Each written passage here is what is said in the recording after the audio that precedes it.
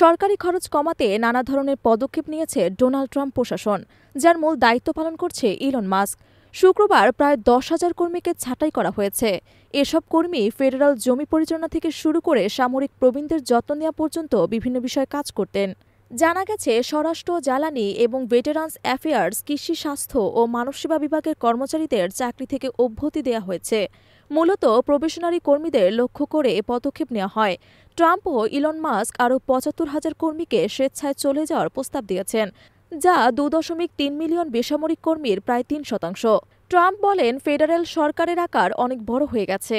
অপচয় ও জালিয়াতির জন্য অনেক বেশি অর্থ নষ্ট হচ্ছে। সরকারের প্রায় $36 ট্রিলিয়ন ঋণ রয়েছে এবং গত বছর $1.8 ট্রিলিয়ন ঘাটতি ছিল। পাশাপাশি সংস্কারের প্রয়োজনীয়তা বিষয়ে দ্বিদলীয় চুক্তি রয়েছে। এদিকে দ্য ইকোনমিস্টের এক প্রতিবেদনে বলা হয়েছে, ক্ষমতা গ্রহণের পরপরই ডোনাল্ড ট্রাম্প সরকারি অর্থ সাশ্রয় বা অপচয় বন্ধের দায়িত্ব দিয়েছেন ইলন মাস্ককে।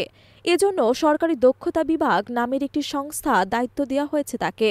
এরপর প্রতিদিনই ইলন মাস্ক দাবি করেছেন যে তার রাজস্ব কমান্ডো টিম আরও সরকারি জালিয়াতি খুঁজে পেয়েছে, আরেকটি অপচয়মূলক চুক্তি বাতিল করেছে অথবা একটি সম্পূর্ণ সংস্থা বাতিল করে দিয়েছে।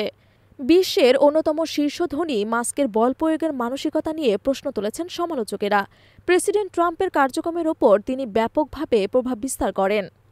যুক্তরাষ্ট্রের অর্থমন্ত্রী স্কট বেসেন্ট শুক্রবার এসব সমালোচনাকে উড়িয়ে দিয়েছেন।